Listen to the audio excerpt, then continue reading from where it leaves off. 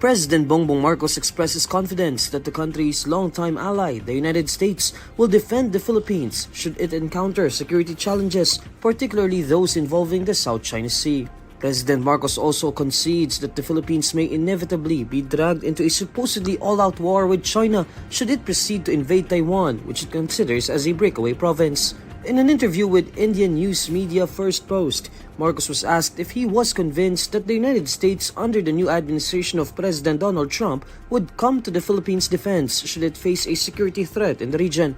Marcos answers in the affirmative, saying that the Philippines has been receiving support from the new administration of the U.S. He adds that his recent visit in the U.S. made the relationship of the two countries even stronger. Marcos had a 3-day working visit in the U.S. from July 20 to 22, where he met with Trump and other senior defense officials. President Marcos cites the Trump administration's ironclad commitment to the Philippines amid the escalating and provocative actions of China in the South China Sea. Marcos says he sincerely believes their treaty remains constant. He adds that the US and the Philippines have had a very long history together. Manila and Washington have an enduring alliance at almost 80 years old that is based on deep historical and cultural ties. The 1951 Mutual Defense Treaty provides a strong foundation for the two countries' robust security partnership.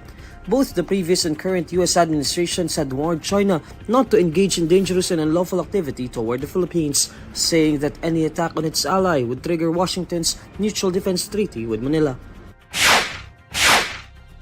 The Senate archives the impeachment case of Vice President Sara Duterte following the Supreme Court's ruling declaring it as unconstitutional. With 19 affirmative votes, 4 negative votes, and 1 abstention, the Senate, after hours of debate on Wednesday, August 6, moved to archive the articles of impeachment to adhere to the Supreme Court ruling, which cited the House of Representatives' grave abuse of discretion in the use of its impeachment powers. With 19 affirmative votes, 4 negative votes, 1 abstention, the motion of Senator Marcoleta as amended by Senator Joel Villanueva adhering to the immediately executory decision rendered by the Supreme Court en banc on July 25, 2025, which among others held that the articles of impeachment are null and void ab initio and that the Senate did not acquire jurisdiction and to move to transfer the articles of impeachment in relation to case number 002-2011 entitled In the Matter of the Impeachment Trial of Vice President Sara Duterte to the archives. The same is hereby approved. To archive means to set the matter aside and pull it out of the chamber's records if deemed necessary by majority. Before the vote to archive, the senators first voted 19-5 to reject Minority Leader Tito Soto's motion to table or defer action on Senator Rodante Marcoleta's motion that seeks the outright dismissal of the impeachment complaint. Soto and Marcoleta engaged in a debate on whether the body should wait for the High Court to resolve the motion for reconsideration filed by the House of Representatives to reverse the decision. Marcoleta initially moved to dismiss the impeachment case. He was then advised by Senator Alan Peter Cayetano to replace dismiss with archive in his motion. Cayetano explained that the Senate had only 2 choices, which is to follow the Supreme Court's ruling or not.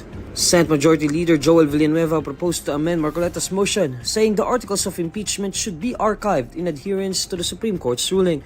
Villanueva emphasized that the Senate did not acquire jurisdiction over the impeachment due to its unconstitutionality. Marcoleta then accepted the amended motion.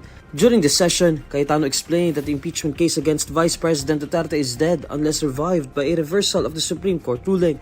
Voting no to the motion were Senators Soto, Bamakino, Risa Ontiveros, and Kiko Pangilinan. Senator Ping Lacson abstained. Following the Senate's decision to archive the impeachment case against Vice President Sara Duterte, her legal team says it will now focus on complying with the Supreme Court's order to submit a comment on a motion seeking to overturn its ruling that declared the impeachment complaint against her unconstitutional. According to the Vice President's impeachment spokesperson Michael Poa, the defense team acknowledges the Senate's decision to adhere to the Supreme Court ruling and archive the articles of impeachment. Poa adds their focus now remains on submitting their comment in compliance with the High Court's order. The Senate's decision to archive the impeachment case against Vice President Duterte was an amendment to the original proposal of Senator Rodante Marcoleta to have the case dismissed after the Supreme Court declared the impeachment complaint against Duterte as unconstitutional. However, the Supreme Court's ruling is still being tackled after the House of Representatives submitted a 70-page motion for reconsideration before the Supreme Court to reverse its decision. The Supreme Court on Tuesday, August 5, ordered Vice President Duterte to submit her comments on the appeal filed by the House of Representatives, seeking to reverse the court's ruling within 10 non-extendable days from receipt of the notice.